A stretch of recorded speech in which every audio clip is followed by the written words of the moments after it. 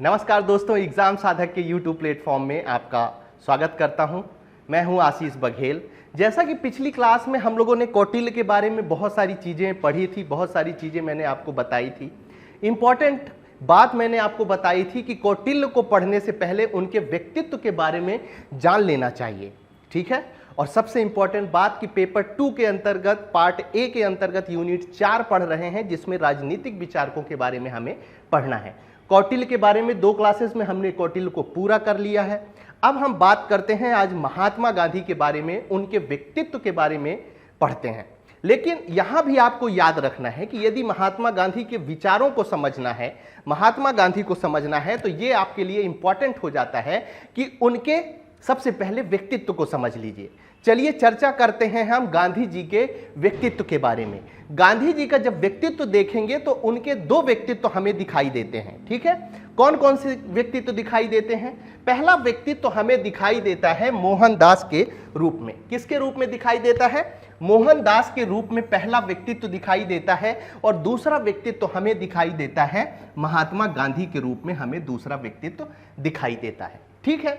जब हम मोहनदास जी की बात करते हैं तो मोहनदास हमारे आप जैसे एक सामान्य व्यक्तित्व वाले व्यक्ति थे।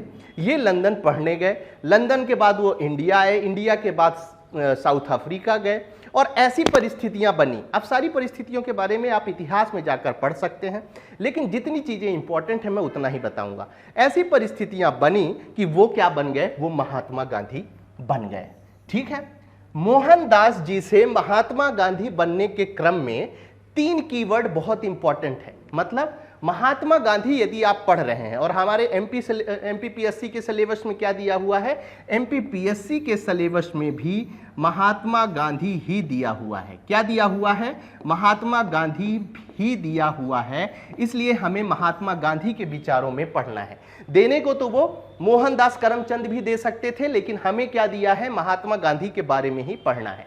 जब आपको महात्मा गांधी और मोहनचंद के बारे में चीजों को, अंतर के बारे में समझना है, उनके विचारों के बारे में समझना है, तो 3 चीजें आपके लिए इंपॉर्टेंट हो जाती हैं। पहली चीज क्या इंपॉर्टेंट हो जाती है? आपको याद रखना है कि आध्यात्मिकता। आध्यात्मिकता, जब भी आपको महात्मा गांधी पढ़ना है तो ये याद रखना है कि ये आध्यात्मिक व्यक्ति थे। इनके जो कीवर्ड है, महात्मा गांधी को पूरा महात्मा गांधी पढ़ते समय 3 कीवर्ड होंगे। दूसरा कीवर्ड होगा नैतिकता, ठीक है। दूसरा कीवर्ड क्या होगा? नैतिकता। तो आपको याद रखना है नैतिकता। और तीसरा कीवर्ड होगा व्यवहारिकता। क्या याद रखना है? व्यवहारिकता, ठीक है। तो महात्मा गांधी के बारे में जो हम पूरा पढ़ने वाले हैं उसमें इन 3 कीवर्डों को आपको याद रखना है। पहला है आध्यात्मिकता, याद रखना है, ठीक है। पहला आध्यात्मिकता याद रखना है, दूसरा नैतिकता याद रखना है, और तीसरा व्यवहारिकता याद रखना है। तो इन्हीं विशेष गुणों के कारण मोहनदास महात्मा गांधी बनते हैं, ठीक है। यहां तक की चीजें समझ में आ गई होंगी। अब बात करते हैं कि महात्मा गांधी के विचार क्या क्या थे, हमारे एग्जाम में किस तरह से क्वेश्चंस पूछे जाएंगे, उनको कैसे कवर अप किया जाए, ये सारी चीजें हम इसके अंतर्गत कवर अप करने वाले हैं, ठीक है। तो चलिए आगे बढ़ते हैं। सबसे पहले देख लेते हैं कि महात्मा गांधी के बारे में हम क्या क्या पढ़ने वाले हैं। लेकिन यहां पर एक चीज मैं बता दूं कि ये जो हेडिंग मैंने दे रखी है, 1 से लेकर 8 तक की हेडिंग जो मैं आपको दे रखा हूं, इसमें 5 नंबर के, ठीक है, और 11 नंबर के क्वेश्चन पूछे जाएंगे। और 3 नंबर के क्वेश्चन मैं बीच बीच में आपको बताता जाऊंगा कि कौन कौन से होंगे, ठीक है। अब हम शुरुआत क्या करेंगे महात्मा गांधी को समझने के लिए? अच्छा, इसके साथ एक चीज और याद रखनी है कि इनका जो क्रम मैंने दे रखा है, इसी क्रम से आपको पढ़ना है और इसी क्रम से समझना है। उसका कारण क्या है कि सबसे पहले महात्मा गांधी का व्यक्तित्व निर्माण क्या हुआ उसके बारे में हम समझ लेंगे। फिर महात्मा गांधी के नैतिक विचार कौन कौन से वो समझ लेंगे। जब हम इन दोनों चीजों को समझ जाएंगे तो आगे की जो चीजें हैं, हमें राजनीतिक विचार के बारे में स्पष्टता से समझ में आ जाएगा, सामाजिक विचार के बारे में समझ में आ जाएगा, आर्थिक विचार के बारे में हम आपको अच्छी जानकारी देंगे। उसके बाद धार्मिक विचार आ जाते हैं। गांधीवाद और मार्क्सवाद का अध्ययन बहुत इंपॉर्टेंट हो जाता है, क्योंकि गांधी को समझने के लिए मार्क्स की आवश्यकता होती है, नंबर 1। और दूसरी बात यह है कि जब आप मेंस में लिखेंगे आंसर, ठीक है, जैसे आप इंट्रोडक्शन लिख रहे हैं, गांधी जी के कोई भी प्रश्न पूछा है या कंक्लूड कर रहे हैं, तो यदि उसमें गांधी और मार्क्स, ठीक है, गांधी और मार्क्स की तुलनात्मक इंट्रोडक्शन या कंक्लूजन आप लिख रहे हैं तो उसको थोड़ा सा सुंदरता प्रदान कर सकते हैं। उसके बाद आप निबंध में भी इसका प्रयोग कर सकते हैं, ये आपको याद रखना है। किसमें? निबंध में भी आप उसका प्रयोग कर सकते हैं, ये आपको याद रखना है। गांधी दर्शन की आलोचना भी हम पढ़ने वाले हैं, कुछ इतिहासकारों ने गांधी की आलोचना भी की है, तो उसे भी हम इस संदर्भ में देखने वाले हैं। ठीक है, चलिए अब आगे बढ़ते हैं और बात क्या करते हैं हम, महात्मा गांधी के व्यक्तित्व में प्रभाव किस किस चीज का था। सीधा सा मतलब यह है कि महात्मा गांधी का व्यक्तित्व का निर्माण कैसे हुआ था। तो जब हम देखते हैं महात्मा गांधी का व्यक्तित्व निर्माण जो है दो तरीकों से हुआ था। पहला भारतीय तत्वों के प्रभाव से हुआ था।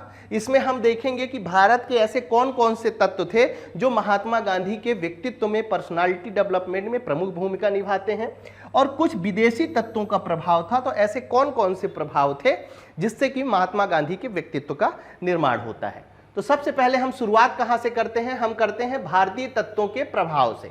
ठीक है, अब भारतीय तत्वों का प्रभाव कौन कौन सा था, तो गीता हो गया, महाभारत हो गया के साथ कई ऐसे धार्मिक ग्रंथ थे जो कि महात्मा गांधी पर प्रभाव डालते हैं। जैसे कर्म का सिद्धांत, कौन सा सिद्धांत, कुछ एग्जाम्पल ही मैं दूंगा, और यहां पर धार्मिक ग्रंथों से मतलब केवल दो से नहीं है, बल्कि रामायण जैसे धार्मिक ग्रंथ भी इसके अंतर्गत सम्मिलित होते हैं। ठीक है, तो जैसे कर्म का जो सिद्धांत हो गया वो कहां से लिया गया है, तो वो गीता से लिया गया है। ठीक है, उसके बाद दूसरा सिद्धांत महात्मा गांधी का कि आत्मा अमरण है, आत्मा कभी मरती नहीं है, ये भी कहां से लिया गया है, गीता से। तो इस तरह से बहुत सारी चीजें महान ग्रंथों से महात्मा गांधी ने अपने व्यक्तित्व में शामिल की। उसके बाद बात करते हैं जैन बौद्ध धर्म के साथ अन्य धर्मों की। जब बात करते हैं तो महात्मा गांधी ने भारतीय धर्मों से भी बहुत सारी चीजें सीखी हैं। क्या? उन्होंने हमेशा हर एक धर्म को समान महत्व दिया है। उन्होंने कहा है कि हर एक धर्म में कुछ हो या ना हो, लेकिन दो चीजें बहुत महत्वपूर्ण रूप में होती हैं। एक तो हर धर्म में आपको सत्य देखने को मिलेगा, और दूसरा हर धर्म में आपको प्रेम की शिक्षा मिलेगी। मतलब प्रत्येक धर्म में आपको सत्य देखने को मिलेगा और प्रत्येक धर्म में आपको प्रेम देखने को मिलेगा, चाहे वो हिंदुओं से संबंधित, चाहे मुसलमानों से संबंधित, चाहे सिखों से संबंधित धर्म हो या ईसाइयों से संबंधित। सभी धर्म में हो सकता है कि धर्म के अंतर्गत जो पूजा करने की प्रक्रिया है वो अलग अलग हो, लेकिन हर एक धर्म सत्य को मानता है और प्रत्येक धर्म प्रेम को मानता है, ऐसा महात्मा गांधी कहा करते थे। और उनके व्यक्तित्व में आपको सत्य भी दिखाई देगा, उनके व्यक्तित्व में आपको प्रेम भी दिखाई देगा। आगे बढ़ते हैं, रामकृष्ण परमहंस और विवेकानंद का प्रभाव।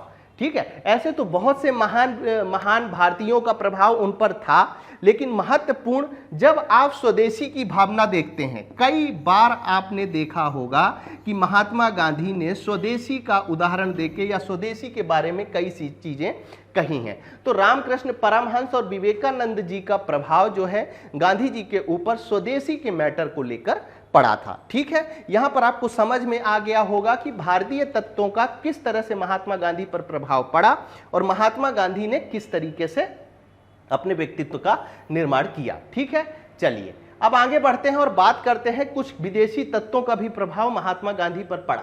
उनमें से पहले थे जॉन रस्किन की एक पुस्तक अनटू दिस लास्ट।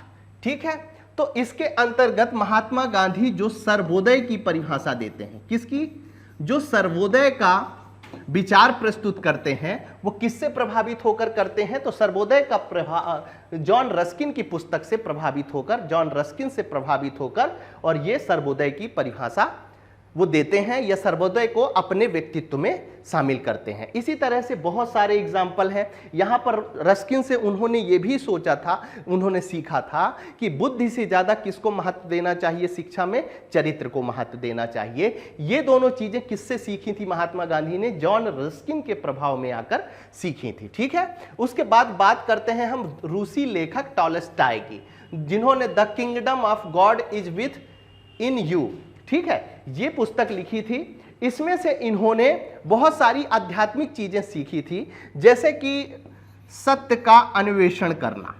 क्या सीखा था इन्होंने, सत्य का अन्वेषण करना। ठीक है, इस तरह की बहुत सारी चीजें महात्मा गांधी ने किससे सीखी थी? महात्मा गांधी ने सीखी थी रूसी लेखक टॉलस्टॉय से। The kingdom of God is with in you से सीखी थी। ठीक है, ये चीज हमें याद रखनी है। अब हम बात करते हैं गांधी जी के नैतिक विचार से। मैंने क्या बोला था, एक क्रम से करेंगे। तो व्यक्तित्व का निर्माण कैसे हुआ, भारतीय तत्व कौन कौन से थे, विदेशी तत्व कौन कौन से थे, और किस तरह से व्यक्तित्व बना, ये सारी चीजें हमने महात्मा गांधी के बारे में आपको बता दी। अब हम समझते हैं महात्मा गांधी जी के नैतिक विचारों के बारे में। ठीक है, नैतिक विचारों के बारे में हम 4 चीजें पढ़ने वाले हैं, जिसमें जो छोटे छोटे शब्द आते हैं, सत्य हो गया, अहिंसा हो गया, साध्य साधन हो गए, इनसे 3-3 नंबर के भी क्वेश्चन पूछे जाते हैं। तो ये सारी चीजें हम किसके अंतर्गत पढ़ने वाले हैं? इनके नैतिक विचारों के अंतर्गत पढ़ने वाले हैं। कौन कौन से नैतिक विचारों के अंतर्गत पढ़ेंगे?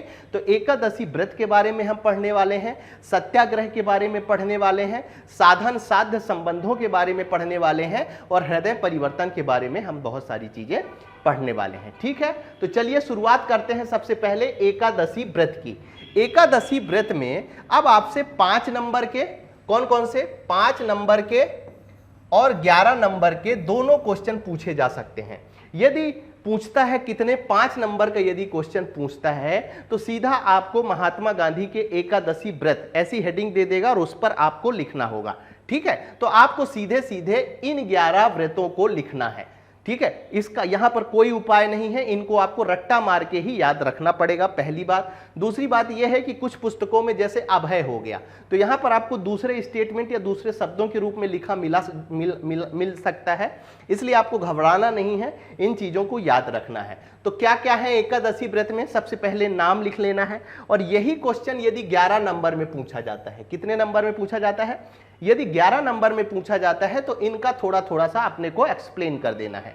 जैसे सत्य, अहिंसा, आस्तेय, अपरिग्रह, ब्रह्मचर्य, अस्वाद, अभय, अस्पृश्यता निवारण, शारीरिक श्रम, सर्वधर्म संभाव और स्वदेशी। ठीक है, ये सारी चीजें हमें इसी के अंतर्गत पढ़नी है। ठीक है, और इनका जब एक्सप्लेन करके लिखना होगा तो वो 11 नंबर का क्वेश्चन हो जाएगा, और यदि सीधा पूछता है तो 5 नंबर के क्वेश्चन में सीधा सीधा आपको ये चीजें लिख देनी है। ठीक है, चलिए अब आगे बढ़ते हैं, और सबसे पहले बात किसकी करते हैं?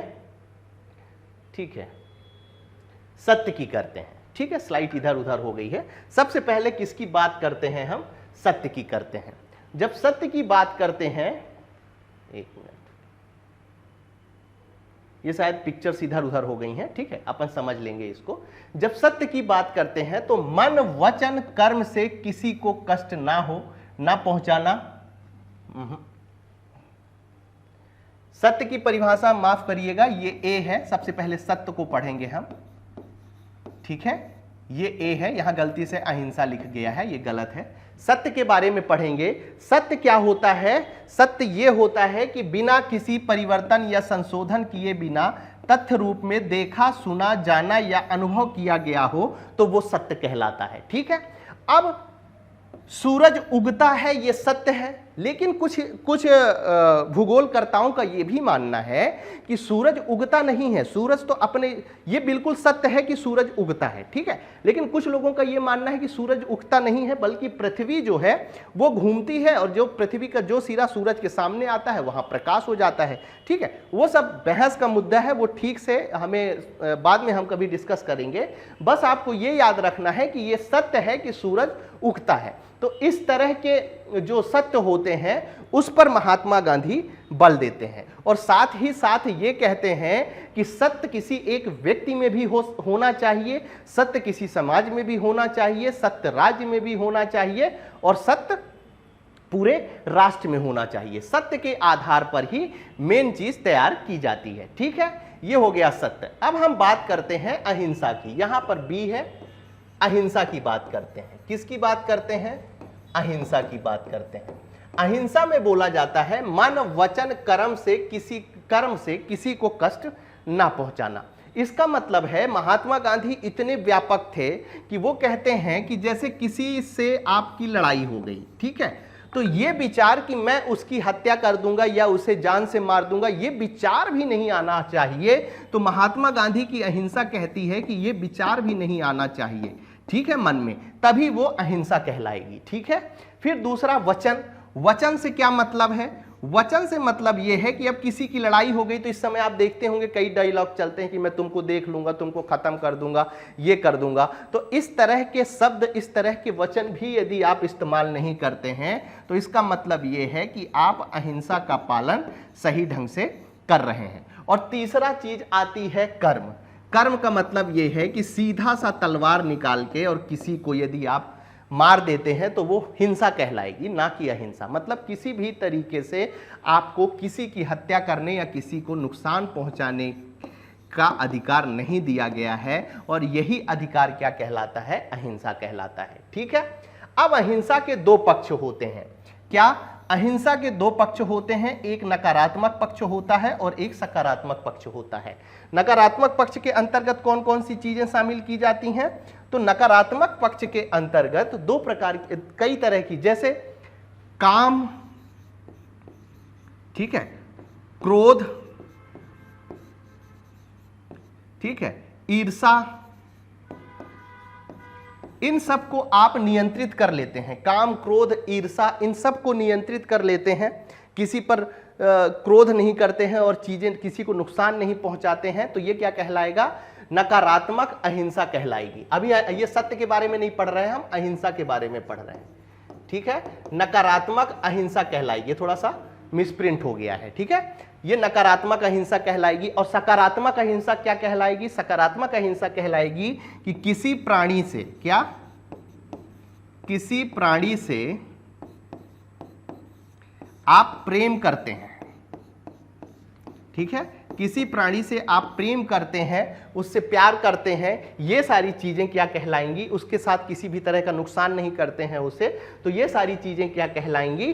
सकारात्मक अहिंसा के अंतर्गत ये सारी चीजें सम्मिलित की जाएंगी। ठीक है। तो अहिंसा का मतलब आप लोग समझ गए होंगे, किस तरह से उसका नकारात्मक पक्ष होता है, किस तरह से उसका सकारात्मक पक्ष होता है, ये सारी चीजें मैंने आपको बता दिया। अब बात करते हैं आस्तेय का। आस्तेय का एक मतलब होता है चोरी ना करना। गौतम बुद्ध को भी जब आप पढ़ेंगे तो ये चीजें समझेंगे, लेकिन अभी हम आस्तेय को गांधी के हिसाब से समझ रहे हैं। ठीक है। यहां पर गांधी जी ने, ये देखिए, ये चोर साहब हैं। ठीक है। सामान चोरी करके भाग रहे हैं। ठीक है। तो ये यदि सब चोरी करना छोड़ दें तो ये किस कैटेगरी में आ जाएंगे? आस्तेय की कैटेगरी में आ जाएंगे। ठीक है। तो महात्मा गांधी के हिसाब से दो तरह के आस्तेय के उसमें से उन्होंने दो मतलब दिए हैं। पहला मतलब दिया है चोरी ना करना। ठीक है। चोरी ना करना। अब यहां पर चोरी का मतलब समझ लेते हैं। चोरी का मतलब होता है कि समझ लीजिए कि आपके घर, आप किसी के घर में जाते हैं इस इंटेंशन के साथ कि मुझे उसकी बुक चाहिए, और बुक लेके आप जब बुक लेने जाते हैं उसके घर में तो कोई नहीं मिलता, लेकिन बुक सामने ही रखी होती है। तो आप इस इंटेंशन से उस पुस्तक को ले आते हैं कि साहब जब मैं पढ़ लूंगा तो इसे वापस कर दूंगा। ठीक है। आप वो बुक घर लेकर आ जाते हैं, लेकिन अब आप उसके घर गए। दूसरा तरीका ये है, आप उसके घर गए और देखते हैं कि घर में कोई नहीं है, और कभी ना लौटाने के इंटेंशन से जब बुक उठाकर लाते हैं तो वो क्या कहलाती है? वो चोरी कहलाती है। ठीक है ना। चोरी का मतलब समझ लिए। चोरी का मतलब होता है इंटेंशन से करने वाला जो अनैतिक कार्य होता है, वो चोरी कहलाता है। तो एक तरीका तो गांधी जी ने यह बताया कि आस्तेय के अंतर्गत चोरी नहीं करनी चाहिए, और दूसरा उन्होंने बताया कि किसी व्यक्ति को ऐसी वस्तु से वंचित ना करना जिस पर उसका अधिकार हो। ठीक है। अब इसका मतलब कैसा है? इसका मतलब एक छोटे से एग्जाम्पल के माध्यम से समझते हैं। जैसे प्रधानमंत्री आवास योजना है। ठीक है। प्रधानमंत्री आवास योजना है। अब किसी गरीब को घर बनाने के लिए समझ लीजिए 10 लाख रुपए दिए गए हैं। यदि कोई अधिकारी, अब उस 10 लाख में उस गरीब का पूरा हक बनता है, लेकिन कोई अधिकारी या कोई कर्मचारी उसे 6 लाख रुपए ही देता है। ठीक है। तो ये जो 4 लाख की हुई ना, ये 4 लाख उस गरीब को नहीं मिले जो उसको मिलने चाहिए थे, किसी और ने ले लिए तो उसका हक मार लिया। इस हक मारने को भी गांधी जी किसके अंतर्गत रखते हैं? आस्तेय के विरुद्ध रखते हैं। मतलब इसको भी चोरी करना ही मानते हैं। ये चीज आप समझ लीजिए। ठीक है। उसके बाद गांधी जी के अनुसार चोरी के 3 प्रकार बताए गए हैं। कितने प्रकार बताए गए हैं? 3 प्रकार की। भौतिक चोरी तो समझ में आ गई है, जो मैंने आपको बुक वाला एग्जाम्पल बताया। मानसिक चोरी क्या होती है?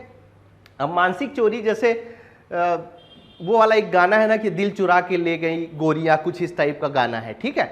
अब मानसिक चोरी ये कहलाती है कि किसी व्यक्ति का दिल चुरा के वो ले गई। ठीक है, अब बेचारा वो ना रात को चैन से सो पा रहा है, ना जग पा रहा है, तो मानसिक प्रताड़ना उसको दी जा रही। ठीक है, तो ये मैंने एक हंसी मजाक में आपको समझा दिया। ठीक है ना, आप समझ गए होंगे कि मानसिक चोरी क्या कहलाती है। किसी प्रकार का डिस्टरबेंस कर देना उसके जीवन में, वो भी किसके अंतर्गत आती है, मानसिक चोरी के अंतर्गत। वैचारिक चोरी क्या कहलाती है, जो तीसरा प्रकार गांधी जी ने बताया है। वैचारिक चोरी के अंतर्गत ऐसा आता है कि समझ लीजिए किसी ने एथिक्स की बुक लिखी। ठीक है, एथिक्स की बुक किसी ए पर्सन ने लिखी और उस बुक को चुराकर, उसके पूरे मटेरियल को चुराकर बी पर्सन ने छपवा दिया और अपने नाम कर लिया। अब सारे एथिक्स में विचार किसके थे, बेचारे ने जिसने लिखी, और उसका लाभ कौन उठा रहा है, दूसरा व्यक्ति। तो ये भी क्या कहलाएगी, एक तरह की चोरी कहलाएगी। तो आस्ते का मतलब आपको समझ में आ गया होगा। ठीक है, चलिए अब आगे बढ़ते हैं और बात करते हैं अपरिग्रह की। ठीक है, डी में क्या लिखा हुआ है, अपरिग्रह लिखा हुआ है। ठीक है, ये अपरिग्रह लिखा हुआ है। अब देखिए गांधी जी ये बोलते हैं कि भैया ज्यादा धन एकत्रित मत करिए। अब इस तिजोरी में देखिए, तिजोरी के अंदर भी धन भरा हुआ है और कुछ धन तिजोरी के बाहर भी है। ठीक है ना, तो ये पूरा धन क्या कहलाता है, मतलब वो ये बोलते हैं अपरिग्रह के अंतर्गत कि भैया उतना ही संचय कीजिए जितने की आवश्यकता है, ज्यादा संचय मत कीजिए। ठीक है, अब ब्रह्मचर्य का पालन करना भी आता है। ब्रह्मचर्य एमपीपीएससी वाले बड़े अच्छे से जानते हैं ब्रह्मचर्य का पालन करना। ठीक है, क्योंकि वो जानते हैं कि थोड़ा सा भी यदि हम डिस्टर्ब हुए तो हम एग्जाम से दूरी बना लेंगे। ठीक है, तो मन वचन कर्म सब से क्या होना चाहिए, आपको एक ब्रह्मचारी होना चाहिए। और ये कैसे संभव है, जब आप अपनी हर इंद्रियों पर नियंत्रित रखेंगे। ठीक है, हर इंद्रियों का मतलब आप लोगों ने भली भात तरीके से समझ लिया जाएगा, समझ लिया होगा। तो ये क्या कहलाता है, ये ब्रह्मचर्य के अंतर्गत चीजें आती हैं। ठीक है, चलिए अब आगे बढ़ते हैं और बात किसकी करते हैं, आस्वाद की। गांधी जी कहते हैं आस्वाद का मतलब क्या होता है कि केवल उतना ही खाइए जितना शरीर के पोषण के लिए आवश्यक है। कितना, उतना ही खाइए जितना शरीर के पोषण के लिए आवश्यक है, ना कि स्वाद या भोग के लिए। अब इन सरकार को देख लीजिए आप, इन साहब को, आपको कहीं से कहीं तक लग रहा है कि केवल ये पोषण के लिए खा रहे हैं। केवल ये पोषण के लिए नहीं खा रहे हैं, बल्कि स्वाद और इनको अच्छा लग रहा है। इनको दुनियादारी से मतलब नहीं है, इनको केवल किस चीज से मतलब है कि साहब हम पेट भी भर रहे हैं और अच्छे तरीके से जी भी रहे हैं। ठीक है, अब जैसे कोई सराफा गया तो अब बोले सराफा आज जलेबी खानी जानी, वो मोटी वाली जलेबी सराफा में मिलती है, इंदौर के सराफा में मोटी वाली जलेबी, तो वो खाने जाना है। अब उनको पोषण से कोई मतलब नहीं है। ठीक है, उनको क्या मतलब, बस मजा आ रहा है, खाते चलो। ठीक है, तो महात्मा गांधी वही बोलते हैं कि भैया कोई भी चीज खाओ आप तो पोषण जितने में कर सको उतना खाओ, किसी स्वाद या भोग के लिए मत खाओ। ठीक है, तो ये आस्वाद से मतलब कहला गया। ठीक है, अब आगे बढ़ते हैं और बात करते हैं अभय से। अभय का मतलब क्या होता है कि जो सत्य पर अडिग रहना रहे वो क्या कहलाता है, अभय कहलाता है। अभय का मतलब बिना डर के कोई काम करे। अब आप सोचिए कि डर होता है, शुरू में तो क्या होता है कि एक लड़का एक लड़की प्यार मोहब्बत में पड़ जाते हैं। ठीक है, और वो कहते हैं कि सच्चा प्यार सच्चा प्यार, इस टाइप की बातें होने लगती हैं दोनों के बीच में। अब क्या होता है, उनमें से एक सक्सेसफुल हो जाता है और एक सक्सेसफुल नहीं होता है। जब इस तरह की कंडीशन बनती है तो अब जब होता है कि भैया अब शादी हो, तो जो पावरफुल होता है, विग्रह की जब बात, कल मैं जब कौटिल्य के साथ विग्रह वाली बात कर रहा था तो मैंने वहां पर आपको एक चीज बताई थी कि हमेशा शक्तिशाली राजा ही विग्रह करता है। तो यही टर्म्स एंड कंडीशंस सच्चे प्यार में भी लागू होती है। जब शादी वाली बात होती है ना, जो मजबूत स्थिति में होता है, चाहे वो लड़का हो चाहे लड़की हो, वही विग्रह करता है, वो हट जाता है। तो ये अभय के अंतर्गत नहीं आता। ये एक तरह से जो शादी नहीं करता है वो डर गया किसी न किसी तरीके से। अब सारी चर्चा मैं नहीं करूंगा, इतने में आपको समझ में आ गया होगा। ठीक है, अस्पृश्यता निवारण की बात करते हैं कि छुआछूत को इन्होंने कभी स्वीकार नहीं किया है, और साथ ही ये कहते हैं कि हिंदू धर्म में कभी भी छुआछूत नहीं रहा। ठीक है, और उसमें जो छुपी हुई सड़न, जो भी छुआछूत थोड़ी बहुत है हिंदू धर्म में, वो कैसी है, वो है छिपी हुई सड़न के समान। ठीक है, सड़न, जो सड़न होती है ना, बहुत दिन तक कचरा रख दो आप तो उससे बदबू आने लगती है, तो ये छुआछूत भी हिंदू धर्म में बिल्कुल वैसा ही है, ऐसा महात्मा गांधी जी का मानना है। ठीक है, चलिए आगे बढ़ते हैं और बात करते हैं शारीरिक श्रम की। शारीरिक श्रम में महात्मा गांधी कहते हैं कि भैया बैठ के आपको नहीं खाना है, आपको कुछ ना कुछ करते रहना है। अब आप समझ लीजिए कोई बड़े भाई हैं, बढ़िया सोफे में बैठे हुए हैं, पैर उनका सामने वाली टेबल में रखा है और जबरदस्ती छोटे भाई को बोल रहे हैं जा भाई पानी ले आ, ठीक है, खाने के लिए 2 मिनट में मैगी बना ले, ठीक है। तो महात्मा गांधी कहते हैं कि जबरदस्ती किसी से काम मत लो, ठीक है, खुद श्रम करो। क्या बोलते हैं? बिना कारण दूसरों से सेवा नहीं लेनी चाहिए, ठीक है, खुद श्रम करो, ठीक है। आप यदि ऑफिस से थके हुए आए हैं, आपकी तबीयत खराब है, तो आप सेवा करवा लीजिए, ठीक है। नहीं तो वो क्या करते हैं, अब इन किसान को देख लीजिए, ठीक है, ये सरकारी नौकरी भी 65 साल बाद खत्म हो जाती है, लेकिन ये 75 साल की उम्र पार करने के बाद भी मेहनत कर रहे हैं और पैसे कमा रहे हैं, अपना मतलब पालन पोषण कर रहे हैं। तो ये क्या कहलाता है? ये शारीरिक श्रम कहलाता है। तो महात्मा गांधी जी इसके पक्षधर रहे हैं कि आपको शारीरिक श्रम करना चाहिए, ठीक है। चलिए आगे बढ़ते हैं। सर्वधर्म समभाव की बात होती है तो महात्मा गांधी कहते हैं कि भारत के अंदर कोई भी सभी धर्मों का सम्मान होना चाहिए, सभी धर्मों का सम्मान होना चाहिए, क्योंकि मैं आगे अभी बता चुका हूं आपको कि सभी धर्म में सत्य और प्रेम तो जरूर है, ठीक है, भले ही पूजा करने की प्रक्रिया अलग हो, तो सभी धर्मों का सम्मान करना चाहिए और सभी धर्म एक दूसरे धर्म का पालन करें। तो यही क्या कहलाता है? महात्मा गांधी के हिसाब से सर्वधर्म समभाव कहलाता है। जब स्वदेशी की बात करते हैं तो स्वदेशी का मतलब क्या होता है? आत्मनिर्भर हो जाना, ठीक है। स्वदेशी का मतलब क्या होता है? आत्मनिर्भर हो जाना। अब आत्मनिर्भर कैसे होंगे आप? तो देख रहे हैं ये महिला है, ये चरखे से सूत काट के और अपने इस्तेमाल की चीजें बना रही हैं, ठीक है। तो ये सारे ये आत्मनिर्भर का एक उदाहरण है। स्वदेशी भी इसी तरह के बहुत सारे काम इसके अंतर्गत सम्मिलित होते हैं, ठीक है। चलिए अब आगे बढ़ते हैं, ठीक है।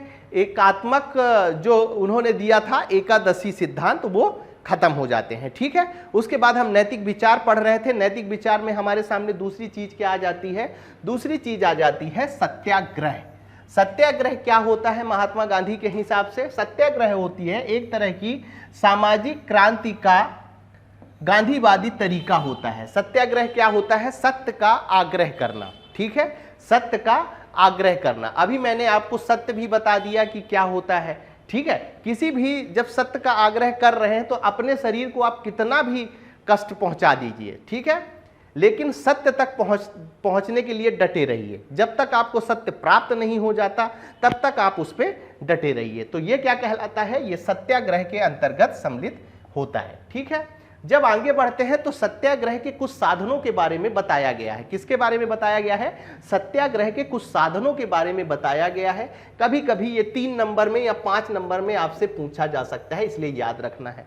कौन कौन से साधन इसके अंतर्गत आते हैं? तो असहयोग आंदोलन आता है, सविनय अवज्ञा आंदोलन आता है, उपवास आता है, धरना आता है और हड़ताल आता है सत्याग्रह साधन के अंतर्गत। अभी हम असहयोग और सविनय अवज्ञा की डिटेल से चर्चा करने वाले हैं, ठीक है। चलिए आगे बढ़ते हैं। अब हम बात कर लेते हैं एक थोड़ा सा एक प्रश्न पूछा जाता है कभी कभी, निष्क्रिय प्रतिरोध और सत्याग्रह के बीच में अंतर। अब निष्क्रिय प्रतिरोध क्या कहलाता है? ये बिल्कुल सत्याग्रह का उलट होता है। कैसे उलट होता है? हृदय परिवर्तन की बात निष्क्रिय प्रतिरोध में नहीं किया जाता है, ठीक है। जबकि सत्याग्रह में क्या बोला जाता है कि सत्याग्रह में हर मनुष्य में ईश्वर का वास होता है और उसके हृदय को परिवर्तित किया जा सकता है, ठीक है। तो जब सत्याग्रह के हिसाब से किया जाएगा तो वो अब इसमें क्या करना है? हृदय परिवर्तन की बात नहीं करना है, तो जल्दी आक्रामक हो जाते हैं सत्य निष्क्रिय प्रतिरोध करने वाले। लेकिन जो सत्याग्रही होते हैं ना, वो जल्दी आक्रामक नहीं होते हैं, वो परिस्थितियों को ध्यान में रखते हुए सामने वाले को कन्विंस करते हैं अपनी बातों से, ठीक है। फिर उसके बाद प्रेम का स्थान कहां पर नहीं है? निष्क्रिय प्रतिरोध में। मैंने आपसे क्या बोला कि निष्क्रिय प्रतिरोध में क्या होता है? निष्क्रिय प्रतिरोध में यह होता है कि वो आक्रामकता को अपना लेते हैं, ठीक है। जबकि सत्याग्रह में क्या होता है? सत्याग्रह में घृणा का स्थान नहीं होता है। किसका? घृणा का स्थान सत्याग्रह में नहीं होता है, ठीक है। ये चीज याद रखनी है। उसके बाद निष्क्रिय प्रतिरोध में हिंसा वर्जित नहीं होती है। मतलब कोई निष्क्रिय प्रतिरोध करने बैठा है, यदि जरूरत पड़ी, आप समझ लीजिए कि किसी आप ऑफिस में काम करते हैं, वहां किसी अपनी बात को मनवाने के लिए निष्क्रिय प्रतिरोध कर रहे हैं, यदि जरूरत पड़ी तो आप ये भी कह सकते हैं कि साहब हम आपकी ऑफिस में आग लगा देंगे। और कई बार ऐसी घटनाएं देखी गई हैं कि कर्मचारी ऑफिस में आग लगा देते हैं, ठीक है। तो हिंसा वर्जित नहीं है, जबकि जहां भी सत्याग्रह होगा वहां किसी भी तरह की हिंसा नहीं की जाएगी, ठीक है।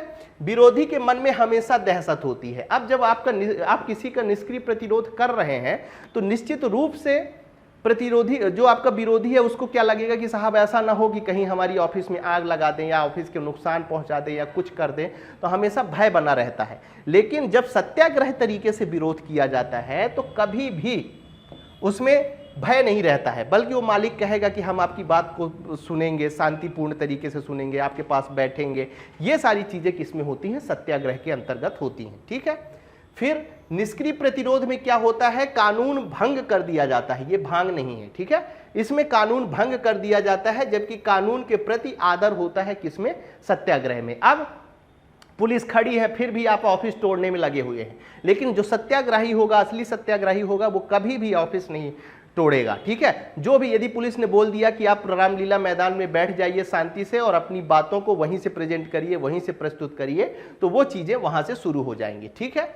फिर नकारात्मक विरोध होता है। अब भाई किसी की ऑफिस में आप आग लगा रहे हो, उसको खत्म करने की कोशिश कर रहे हो, तो ये एक नकारात्मक विरोध होगा। वहीं सत्याग्रही क्या होते हैं? शांत तरीके से ऑफिस के मैदान में, ऑफिस के लॉन में बैठ के, और तब तक बैठे रहेंगे तब तक जब तक उनकी बातों को मान लिया नहीं जाता है। ठीक है।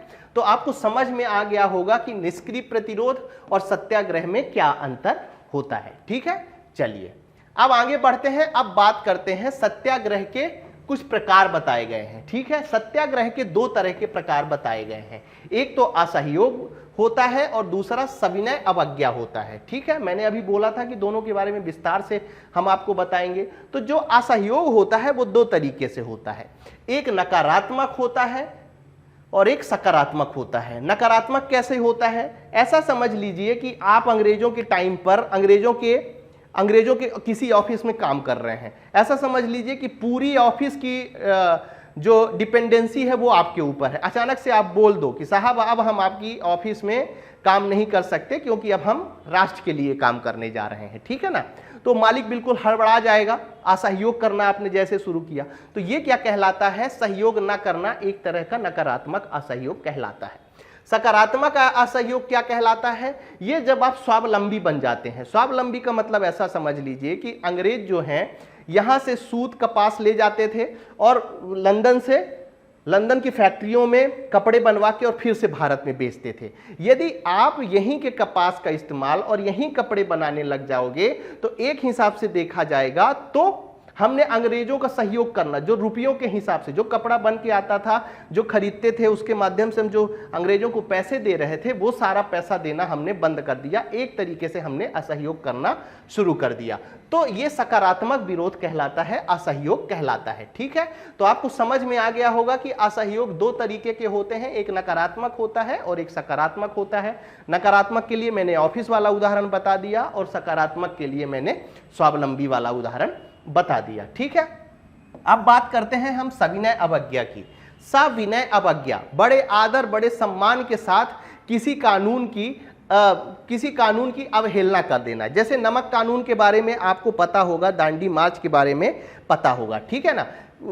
अब अंग्रेजों ने क्या किया था कि ऐसा नियम बना दिया था कि नमक में भी कर लगने लगा था। ठीक है। नमक पर अब गांधी जी उसको कैसे तोड़ते?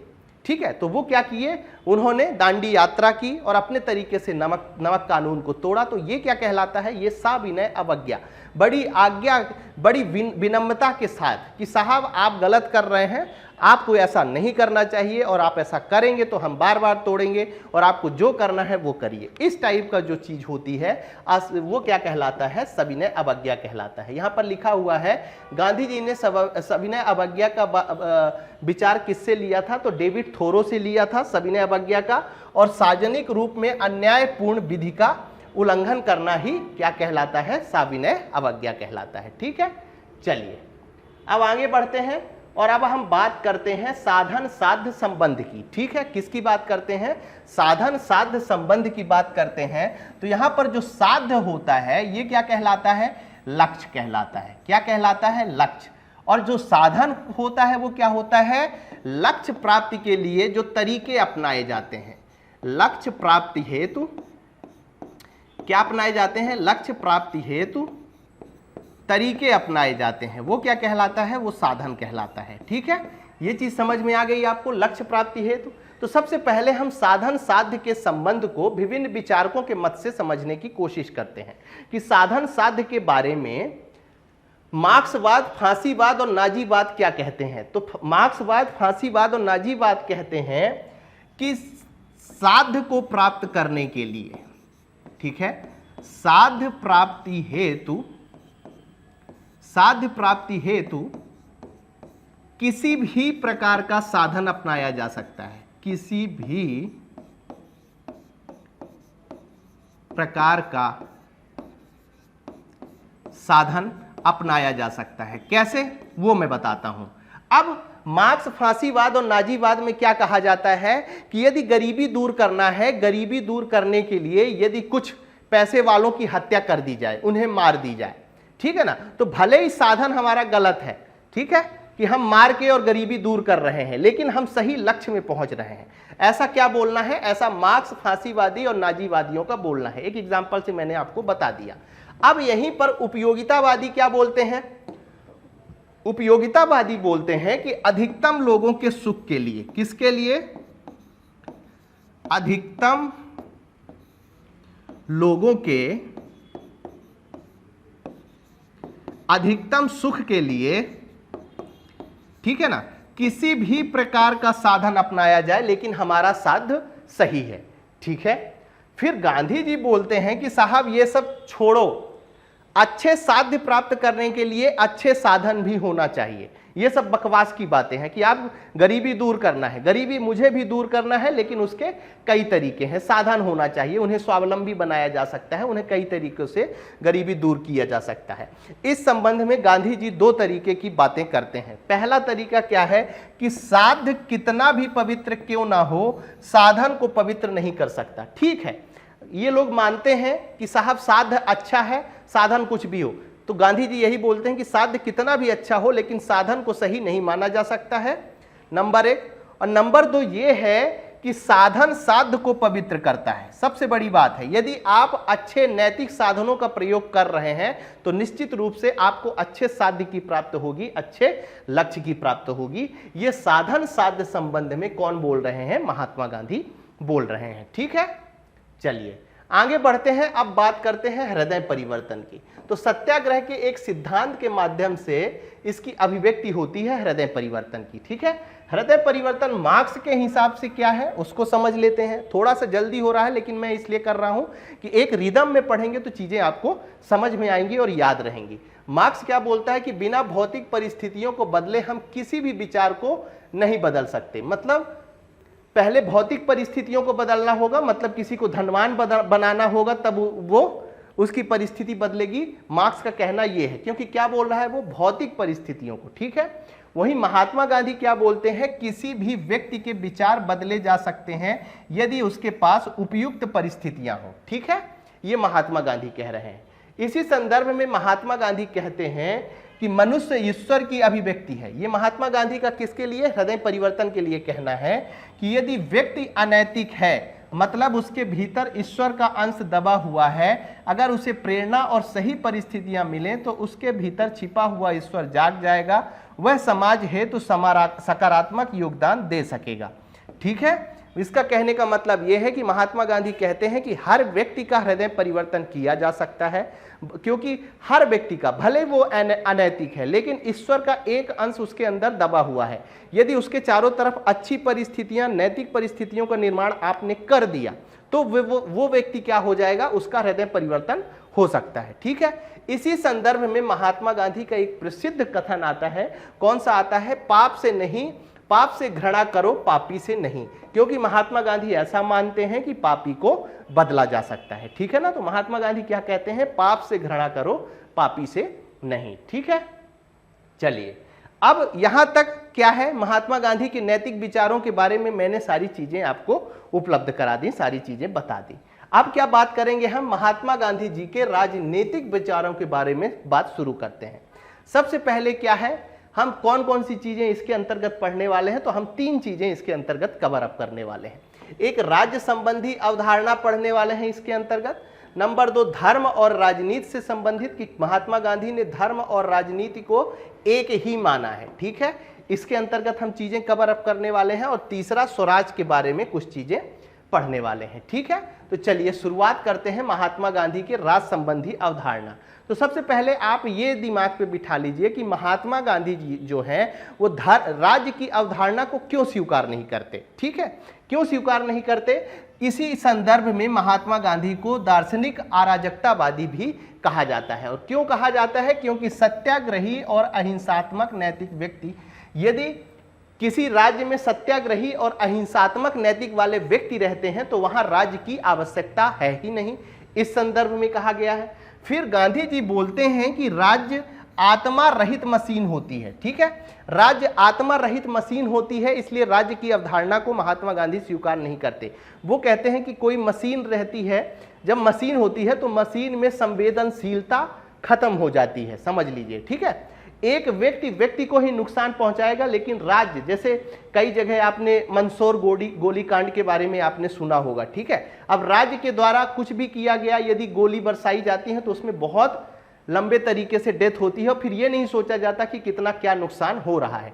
इसीलिए उन्होंने, महात्मा गांधी ने क्या कहा है कि राज्य एक आत्मा रहित मशीन होती है, क्योंकि राज्य द्वारा हिंसा का संगठित प्रयोग किया जाता है। ठीक है, संगठित प्रयोग किया जाता है। राज्य की हिंसा व्यक्ति की हिंसा से भयंकर होती है। ठीक है, तो ये किस संदर्भ में हम पढ़ रहे हैं कि गांधी जी राज्य की अवधारणा को स्वीकार क्यों नहीं करते हैं, इस संदर्भ में हम बातें कर रहे हैं। ठीक है, आगे बढ़ते हैं। अब राज्य के विरोध में गांधी जी ने कुछ तर्क दिए हैं, उन तर्कों को हम समझ लेते हैं। जैसे गांधी जी ने तर्क दिया है कि पश्चिमी राष्ट्र के राज्यों की आलोचना गांधी जी ने कहा है। उन्होंने संसदीय शासन प्रणाली को नहीं अपनाया है, बल्कि उन्होंने पश्चिमी देश की संसद को बांझ औरत कहा है। क्या कहा है?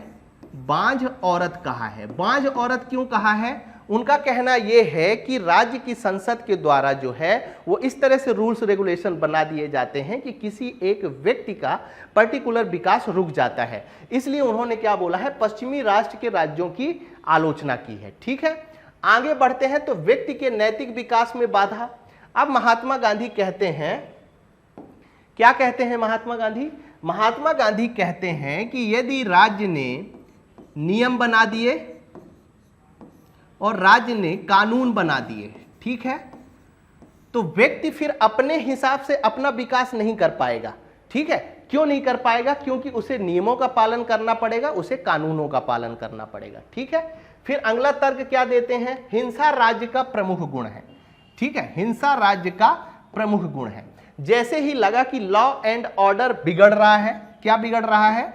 लॉ एंड ऑर्डर बिगड़ रहा है, वैसे ही राज्य क्या करती है? राज्य बड़ी आक्रामक हो जाती है और दूसरों को नुकसान पहुंचाने लगती है। ठीक है, फिर नेक्स्ट तर्क क्या देते हैं महात्मा गांधी जी? कि व्यक्ति की अपेक्षा राज्य के अधिकारों में निरंतर वृद्धि हो रही है। बिल्कुल सही बात है, व्यक्ति के अधिकार छीने जा रहे हैं। अभी के संदर्भ में यदि आप देख लें तो ईडी और सीबीआई से अच्छे लोग इस समय डर रहे हैं। ठीक है ना, तो इसका मतलब क्या है कि राज्य की जो शक्तियां हैं वो बढ़ती जा रही हैं, व्यक्ति की स्वतंत्रता वाली शक्तियां जो हैं वो कमजोर होती जा रही हैं। ठीक है, तो इतने कारण आपको समझ में आ गया कि महात्मा गांधी राज्य की अवधारणा को स्वीकार क्यों नहीं कर रहे हैं। अब दूसरी बात करते हैं कि गांधी जी के अनुसार आदर्श राज्य, अभी तक तो ये हुआ कि क्यों नहीं स्वीकार करते राज्य की अवधारणा को। अब जब आप स्वीकार नहीं करते हो तो भाई आपको बताना पड़ेगा ना कि हम क्या चाहते हैं। तो अब महात्मा गांधी बताते हैं कि किस तरह का आदर्श राज्य होना चाहिए। तो इन्होंने आदर्श राज्य को दो भागों में बांट के बताया है। ठीक है, पहला है राम राज्य जो संपूर्ण पूर्ण आदर्श है, और दूसरा है अहिंसात्मक समाज जिसे उप आदर्श कहा जाता है। ये जो अहिंसात्मक समाज है, उप आदर्श है, ये क्या है? महात्मा गांधी की नजरों में व्यवहारिक राज्य है। कैसा है? व्यवहारिक राज्य है। ठीक है, वो मैं अभी समझाऊंगा आपको तो चीजें समझ में आएंगी। ठीक है, चलिए आगे बढ़ते हैं। अब राम राज्य जिसे पूर्ण आदर्श बताया गया है, इसे परिभाषाओं के माध्यम से समझते हैं। पहला क्या है? आदर्श सामाजिक व्यवस्था के अंतर्गत राज्य का कोई स्थान नहीं है। आदर्श सामाजिक व्यवस्था का अंतर्गत क्या है? कि कोई चोरी करने वाला नहीं है, ठीक है, कोई मर्डर करने वाला नहीं है। ठीक है, तो वहां पर राज्य की, क्योंकि सारे लोग क्या है? नैतिक है, नैतिकता पूर्ण काम कर रहे हैं, तो वहां राज्य की आवश्यकता नहीं है। दूसरा, सामाजिक जीवन, सामाजिक जीवन ऐसा है कि व्यक्ति अपना निर्माण करता है, और जब व्यक्ति अपना निर्माण करता है तो समाज का निर्माण होने लगता है। समाज में रहने वाला प्रत्येक व्यक्ति एक दूसरे की क्या करता है, रहने वाला प्रत्येक व्यक्ति एक दूसरे की सहायता करता है। ये क्या कहलाता है, सामाजिक जीवन के अंतर्गत चीजें आती हैं। मनुष्य का पूर्ण विकास होता है जब आदमी खुद के राज्य में अपनी स्वतंत्रता के हिसाब से अपना काम चुनेगा, अपने हिसाब से जिएगा, अपने हिसाब से काम करेगा, तो मनुष्य का पूर्ण विकास होगा। ठीक है, इन चीजों के आधार पर ही राम राज्य की परिकल्पना गांधी जी ने कहा था। लेकिन मैंने शुरू में बताया था आपको, जब फर्स्ट स्लाइड में बता रहा था कि 3 चीजें गांधी जी के बारे में आपको याद रखनी है, आध्यात्मिकता, नैतिकता और व्यवहारिकता। गांधी जी व्यवहारिक होकर भी सोचते हैं और कहते हैं कि क्या कहते हैं कि भैया राम राज्य की कल्पना अभी करना संभव नहीं है, तो इसका एक विकल्प के रूप में वो क्या करते हैं, अहिंसात्मक समाज या उप आदर्श की कुछ चीजें बताते हैं। ठीक है, इनकी विशेषताएं क्या क्या होती हैं, अहिंसात्मक समाज। ठीक है, अब इसमें महात्मा गांधी, राम राज्य से ये अलग हटके है, ठीक है विचार। अब इसमें महात्मा गांधी कहते हैं कि भैया आपकी राज्य में पुलिस भी हो, ठीक है, जेल भी हो, न्यायालय भी हो, सारी चीजें हो, ठीक है, सब कुछ हो। ठीक है, लेकिन ये किस लिए हो, ये लोगों को परेशान करने के लिए, उनको दिक्कत पैदा करने के लिए नहीं, बल्कि किस लिए हो, बल्कि इसलिए हो कि वो कल्याणकारी काम कर सकें, लोगों की मदद कर सकें। ठीक है, विकेंद्रीकृत सत्ता को महत्व दिया जाए। विकेंद्रीकृत सत्ता का मतलब क्या है कि राज्य व्यक्तिगत कल्याण की तो बात करे, साथ में गांवों के विकास की बात करे। ठीक है, विकेंद्रीय ग्राम समाज, स्वावलंबी समाज का निर्माण करने में राज्य प्रमुख भूमिका निभाए। फिर बोला जाता है नागरिक अधिकारों का महत्व। नागरिक अधिकारों का, उन्हें जीने की स्वतंत्रता प्रदान की जाए, उन्हें पढ़ने की स्वतंत्रता प्रदान की जाए, नौकरी करने के लिए उनका प्रबंधन किया जाए। ठीक है, तो ये सारी चीजें गांधी जी के राज्य में होनी चाहिए। श्रम की अनिवार्यता मैंने आपको बता दिया कि गांधी जी बोलते हैं कि भैया बैठ के मत खाओ, कुछ ना कुछ काम करो और काम करने के बाद ही खाओ।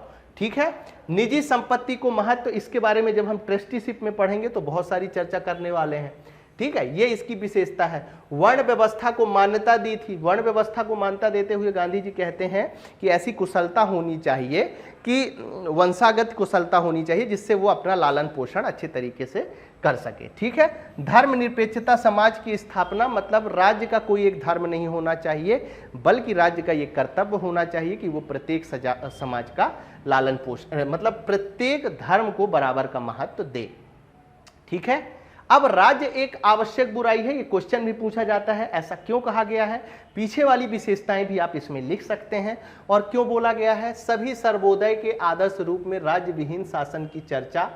ठीक है, उसके बाद वर्तमान स्थिति में ये एक्सेप्टेबल नहीं है। ठीक है, राज्य उन्मूलन के पक्ष में नहीं है महात्मा गांधी। वो बोलते हैं कि आज के टाइम में इस तरह के नैतिक समाज की निर्माण नहीं किया जा सकता जैसे राम राज्य की आवश्यकता है। तो हमारा जो राज्य है वो आवश्यक बुराई है, क्योंकि मानव अभी नैतिक रूप से विकसित नहीं हुआ है कि वह स्वयं प्रशासन कर सके, अतः वह राज्य की एक आवश्यक बुराई उसे कहा जाता है। ठीक है, लेकिन इसके साथ ही उनका विचार है कि जो राज्य है वो क्या होना चाहिए, राज्य का कार्य क्षेत्र न्यूनतम होना चाहिए। मतलब किसी व्यक्ति को, आप यदि कुछ काम कर रहा है तो उसकी स्वतंत्रता पर किसी भी तरह की रोक टोक नहीं करनी चाहिए, उसे स्वतंत्रता देनी चाहिए। सर्वोत्तम सरकार, सबसे कम शासन का निर्माण किया जाना चाहिए, और राज्य के होते हुए भी व्यक्ति वास्तविक रूप से स्वतंत्रता प्राप्त कर सके, ऐसे राज्य का निर्माण किया जा सकता है और ऐसे राज्य होना आवश्यक है। ठीक है, चलिए आगे बढ़ते हैं और बात करते हैं धर्म और राजनीति की। ठीक है, महात्मा गांधी धर्म और राजनीति को अलग अलग नहीं मानते हैं, बल्कि धर्म और राजनीति को वो एक साथ मानते हैं। अब राजनीति को समझ लेते हैं। राज्य क्या कहलाता है, राज्य कहलाता है जिसमें सत्ता का महत्व नहीं होता है। ठीक है, आज के जैसे नहीं कि लोग सत्ता को ही महत्व देते हैं। गांधी जी के अनुसार जब वो धर्म को राजनीति से जोड़ते हैं तो वहां पर राज्य का मतलब बताते हैं कि राज्य में सत्ता का महत्व नहीं होना चाहिए, और नीति का मतलब होता है धर्म और मानवता को ज्यादा प्राथमिकता दी जाए। ठीक है, सत्ता का महत्व नहीं होना चाहिए, बल्कि नीति में धर्म और मानवता को ज्यादा प्राथमिकता दी जानी चाहिए। ठीक है, इस हिसाब से धर्म को समझाते हुए महात्मा गांधी क्या कहते हैं कि नैतिकता और शुद्ध आचार विचार को ही सच्चा धर्म माना जाता है। किसको सच्चा धर्म माना जाता है? नैतिकता और शुद्ध आचार विचार को ही सच्चा धर्म माना जाता है। इन्हीं कारणों से महात्मा गांधी ने धर्म को राजनीति से अलग नहीं किया। ठीक है, चलिए अब आगे बढ़ते हैं। महात्मा गांधी क्या कर रहे हैं कि महात्मा गांधी ने बोला है कि कुछ उन्मूलन होनी चाहिए। किसमें? राजनीति में। किसका किसका?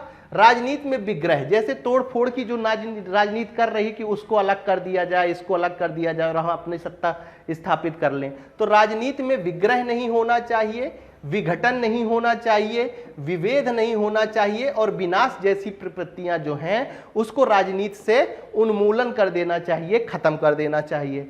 साथ ही वो क्या बोलते हैं कि राजनीति में क्या क्या सम्मिलित होना चाहिए? तो राजनीति में सद्भावना होनी चाहिए कि एक व्यक्ति दूसरे व्यक्ति की भावनाओं को समझे, एक पार्टी का दूसरे व्यक्ति के बीच सहयोग और संगठन होना चाहिए। ये सारी चीज किसके अंतर्गत होना चाहिए? गांधी जी के अनुसार, जो कि राजनीति और धर्म का समर्थन करते हैं उसके अंतर्गत। ठीक है, फिर अब हम बात कर लेते हैं अंतिम में स्वराज की। स्वराज क्या कहलाती है? मूलतः उपनिषदों से लिया गया है, जिसका आशय है सेल्फ रूल, स्वयं प्रशासन। स्वराज के दो अर्थ हैं। क्या क्या? यदि हम नैतिक रूप से स्वराज को समझते हैं तो क्या है? आध्यात्मिक अर्थ स्वशासन या आत्मनियंत्रण ही क्या कहलाता है? स्वराज। स्वराज का मतलब अपने ऊपर शासन करना। अपने ऊपर शासन करने का मतलब क्या है?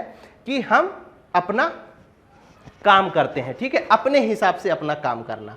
उसके बाद राजनीति के हिसाब से स्वराज क्या कहलाता है? लोगों द्वारा अपना शासन स्वयं करना, ये कहलाता है स्वशासन। ठीक है, तो राज्य से संबंधित और नैतिक विचार से संबंधित बातें हमने कर ली हैं। अब कल हम शुरू करेंगे सामाजिक विचार से संबंधित बातें और आर्थिक, धार्मिक, ये सारी चीजें हम कल की क्लास में करने वाले हैं। आप सभी के उज्जवल भविष्य की शुभकामनाओं के साथ आज की क्लास हम यहीं समाप्त करते हैं। धन्यवाद।